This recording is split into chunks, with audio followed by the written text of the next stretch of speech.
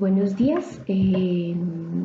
Quiero compartirles una breve reflexión en este día en que el Evangelio nos propone el camino de Emaús. En esta semana hemos tenido nuestra lección divina comunitaria y siento que el Señor fue muy claro conmigo y también quería compartirlo con ustedes. No sentir que era algo para nivel personal, sino que también de pronto, así como hizo resonancia en mí, pueda hacer también resonancia y ayude para la reflexión de cada uno de ustedes de este Evangelio. Entonces, les recomiendo primero, antes de escuchar el video, ustedes por iniciativa propia también leer el Evangelio. Y entonces, cosas que me llamaron la atención de este Evangelio, la primera es cómo Jesús se acerca a nosotros, a nuestra vida, como en la de los discípulos, aun cuando vayamos por caminos que para Él no son los correctos. Como diría el Antiguo Testamento, nuestros caminos no son tus caminos. Pero el Señor se acerca a recorrerlo con nosotros. Entonces Jesús camina con nosotros aun cuando vamos por caminos equivocados. Qué lindo esto, ¿no? O sea que si en algún momento nos hemos sentido desviados de alguna otra forma, pues el Señor también estuvo ahí, aguardando nuestra claridad de ojos y de mente y de corazón. También Él se acerca a nosotros muchas veces en el día, muchas veces en momentos cruciales de nuestra vida y nos pregunta qué nos pasa. Entonces, qué lindo que sentir hoy esa pregunta de Jesús, ¿no? ¿Qué te pasa? ¿De qué venías conversando? ¿Qué hay en tu corazón? ¿Qué hay en tu mente? Entonces Jesús camina con nosotros y nos pregunta qué nos hace falta, qué necesitamos, nos hace un alto en el camino. Qué bueno mirar esta cuarentena como eso, ¿no? Ese alto en el camino, que a veces también lo hacemos en un retiro, en una experiencia de ejercicios espirituales. El Señor se acerca a nosotros, nos hace un alto. ¿Y para qué? Para caer en cuenta. Entonces, ¿qué tendríamos que hacer un alto hoy? Que no sea solo un alto físico, sino también un alto espiritual para caer en cuenta. Y entonces miremos cómo a veces es nuestra dinámica. Esto está en psicología, pero también pasa en la espiritualidad. Acuérdense que oramos con lo que somos también humanamente. Y entonces empezamos a buscar un culpable a la situación. Hemos buscado muchos culpables a esta situación de pandemia. ¿Y qué pasa cuando hacemos a otros responsables y culpables? Que de una u otra forma nos desentendemos de la responsabilidad. Entonces empieza una negación. ¿Qué pasa con esa negación? Traemos a nosotros también a nuestra ceguera. Pensamos que todo el mundo mira desde ahí el mundo. Entonces, o la realidad. Entonces, ¿qué hacemos? Le decimos, pero es que tú no sabes, no te has dado cuenta. Y es eso, ¿no? Nosotros somos los que no nos hemos dado cuenta, ¿no? Le empezamos a decir a Jesús, pero no te has dado cuenta cómo sufro, cómo estoy de mal, cómo estoy en caminos de desesperación. No, Él sí se ha dado cuenta. Nosotros somos los que no le hemos visto la otra cara a la moneda. Entonces, hacernos responsables de la situación. ¿Eres tú el único? Pues la respuesta es la paciencia de Dios. Él no nos va a regañar, como dirían en Argentina, no nos va a retar, pero sí nos va a acompañar con su paciencia. La misericordia y la paciencia de Dios son infinitas para con nosotros y nuestras cegueras. Y entonces empezamos a contarles a Él lo que pasó, lo que era, lo que fue, ¿no? No en nuestra memoria que se queda en ese pasado doloroso y tortuoso o desde una mala lectura de ese pasado. Esperábamos que fuera para mí, ¿no? A veces tenemos esas falsas imágenes de Dios que nos encarcelan y que no permiten al Dios de Jesús revelarse en el día a día, ¿no? Entonces, esperábamos ese toque y ese matiz existencial de frustración, cuando no es el Dios que responde a nuestras ideologías, sino es el Dios libre que nos lleva hacia su libertad, incluso de nuestras ideologías. Entonces, para mí, como Diana, eso es un reto personal, dejarme que Dios me libere incluso de mis propios pensamientos, que son ataduras muchas veces para poder escuchar y responder a su voluntad. Y entonces Él nos invita a escuchar y a caer en cuenta, ¿no? Y entonces primero nos empieza a decir, nosotros le contamos, mire que otros han hablado de la resurrección, hemos leído en la octava de Pascua muchos textos sobre la resurrección de Jesús.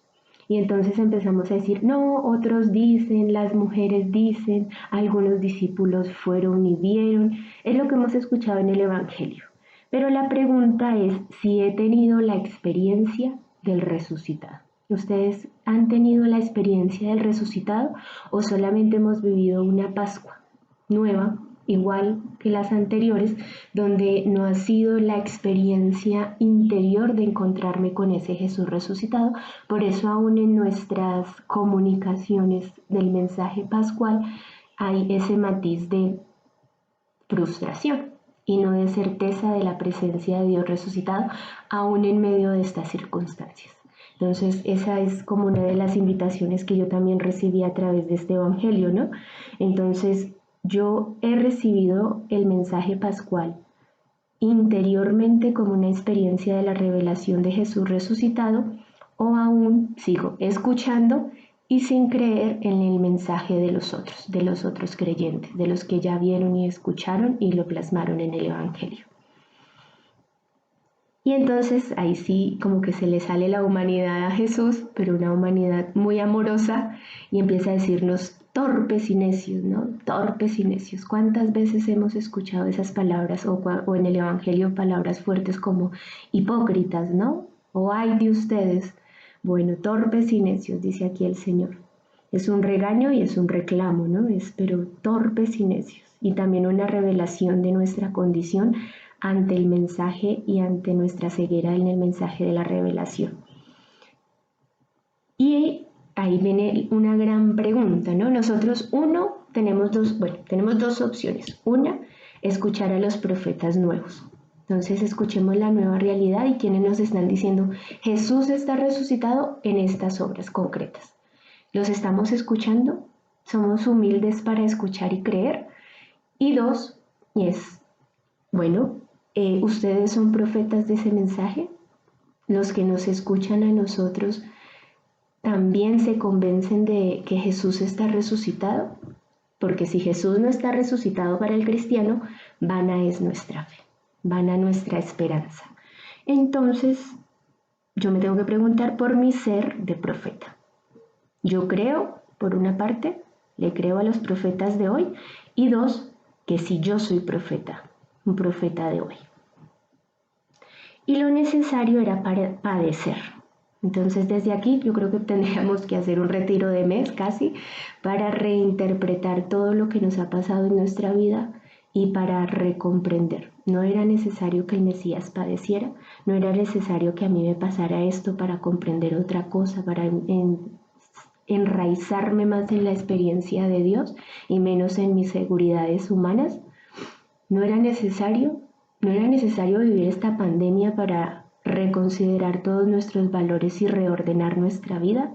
No era necesario. Bueno, no era necesario. Eso creo que es una cuestión trascendental, ¿no? Es como volver a releer nuestra historia para encontrar allí el mensaje de salvación. Y por último, es Jesús que en el camino nos revela su mensaje salvífico. Entonces esa relectura que les digo que nos invita al Evangelio a hacer es también la relectura de reconocer cómo Él ha estado con nosotros en todos los caminos, en los caminos oscuros y en los caminos más claros. Y por último, entonces esos signos nos abren los ojos, podemos reconocerlo, podemos creer. Ardía nuestro corazón, cómo ardía nuestro corazón por el camino. Y mirar cómo esos efectos, como diría San Ignacio, cuando es de Dios, entonces es algo que perdura, ¿sí? Es algo que permanece. Entonces, aunque no parezca estar para los discípulos, Él permanece, sus efectos permanecen, los efectos del resucitado permanecen. En algún retiro un padre hablaba de las alegrías que perduran, ¿no? Que son las alegrías verdaderas y las que vienen de Dios. ¿Cuáles son esas? ¿Cuáles son mis alegrías? Y por último, Sí, es muchos últimos. Entonces está como Él, luego de que yo lo reconozco y su presencia entre nosotros y cómo sus efectos permanecen, nos invita a la misión. Y esa misión tiene que ver con volver a lo fundamental, volver a Dios mismo, volver a nuestras raíces, para volver a escuchar y de ahí proclamar. Una vez que hemos escuchado, una vez que hemos reconocido los efectos del resucitado en mí, tengo como misión, ay de mí, diría Pablo, si no predico, proclamar. Y eso se hace en comunidad. Bueno, entonces esa es mi invitación final, ¿no? Miremos a quién debemos de escuchar como profetas para nosotros hoy y a quién debemos de acudir de una u otra forma y ser para ellos esa presencia de Jesús resucitado con gestos y acciones concretas. Esa fue mi reflexión, mi lección divina de esta semana. Tal vez todas las semanas no vaya a tener este regalo de Dios, pero no quería quedármelo para mí sola. Entonces, bueno, yo soy Diana, esclava de Cristo Rey, y en este momento desde Colombia los saludo y les deseo paz y bien de parte de Jesús resucitado en esta Pascua 2020. Muchas bendiciones.